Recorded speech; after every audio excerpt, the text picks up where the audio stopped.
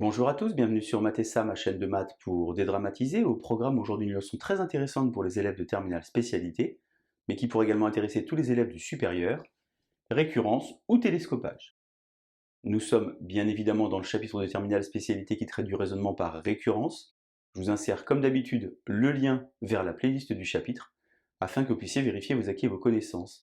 Connaissez-vous par exemple les trois méthodes que j'ai mises en évidence: injecter, composer ou construire? On a donc aujourd'hui un énoncé relativement compliqué, énoncé donné avec une somme. Je vous propose donc de résoudre cet exercice de deux manières différentes, soit à l'aide d'un raisonnement par récurrence, soit en utilisant une méthode très importante du supérieur, le télescopage. Si vous vous sentez suffisamment à l'aise, eh bien comme d'habitude, je vous propose de mettre la vidéo en pause. Vous allez donc tenter de compléter le tableau préparé pour vous, et on se retrouve bien entendu juste après pour la correction. Allez, un brouillon à crayon, et c'est parti!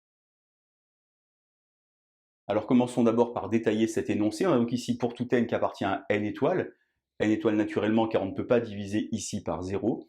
Le symbole somme qui inquiète de nombreux élèves. Je vous insère d'ailleurs le lien vers la vidéo de Mathessa de la classe de première spécialité sur le symbole somme si vous voulez réviser.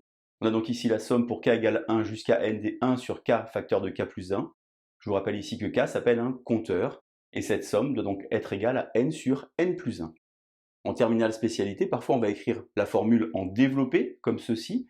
Lorsque k vaut 1, eh bien on a 1 sur 1 fois 2. Lorsque k vaut 2, on a 1 sur 2 fois 3, et ainsi de suite. Et lorsque k vaut n, on a 1 sur n facteur de n plus 1, doit évidemment être égal à n sur n plus 1. Cette écriture qui a la préférence des élèves est naturellement bien moins rigoureuse. Il faut donc choisir l'écriture la mieux adaptée. On va donc procéder à notre raisonnement par récurrence, c'est la raison pour laquelle on va donc écrire ici Pn, comme ceci. Pn, la somme, égale n sur n plus 1, pour tout n qui appartient à n étoiles. On commence bien évidemment par l'initialisation. Attention, on ne va pas commencer à 0, mais à 1.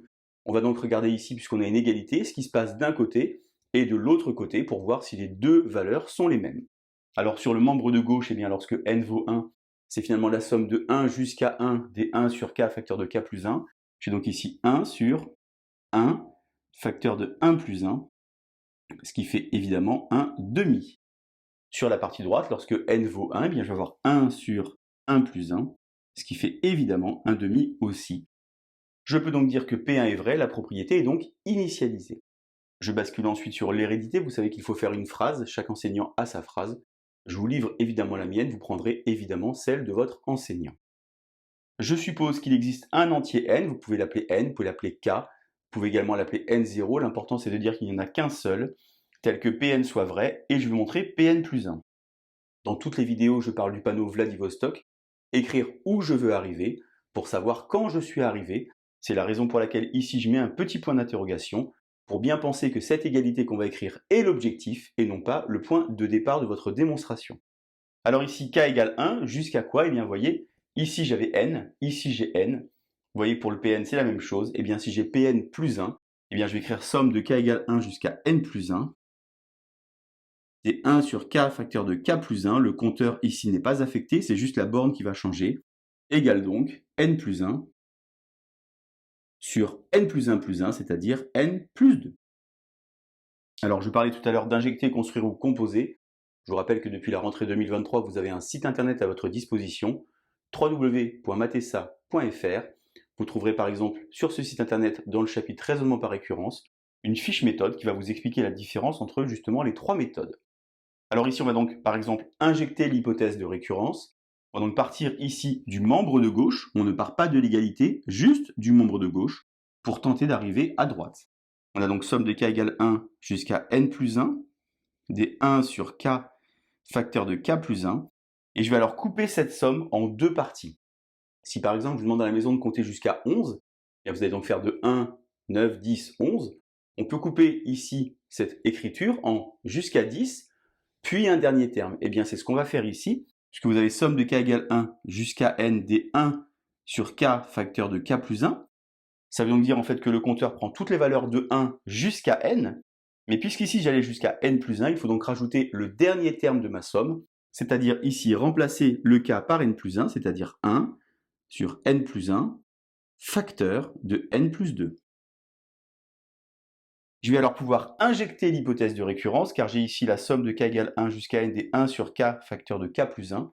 J'ai supposé que Pn était vrai, donc cette somme vaut n sur n plus 1. J'écris donc ici somme de k égale 1 jusqu'à n plus 1, des 1 sur k facteur de k plus 1, égale donc n sur n plus 1, plus, ici, le dernier terme, 1 sur n plus 1, n plus 2. Voilà donc ici mon écriture. Il me reste alors à faire du travail algébrique, c'est-à-dire mettre au même dénominateur, quelque chose qu'a priori vous savez tous faire. On a donc ici n plus 1 qui est en commun, on va donc mettre tout sur n plus 1, n plus 2. Ici n facteur de n plus 2, plus 1. Naturellement, ici je n'ai plus d'autre choix que de développer le numérateur.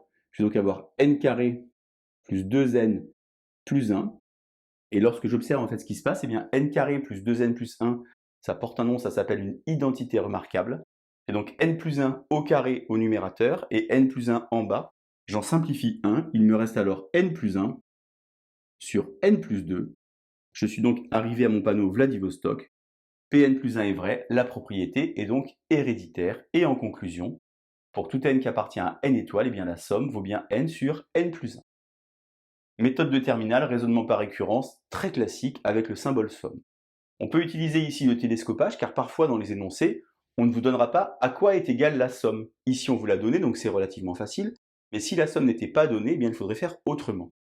L'idée ici c'est d'utiliser ce qu'on appelle la décomposition en éléments simples, c'est-à-dire que 1 sur k facteur de k plus 1 c'est pareil que 1 sur k moins 1 sur k plus 1.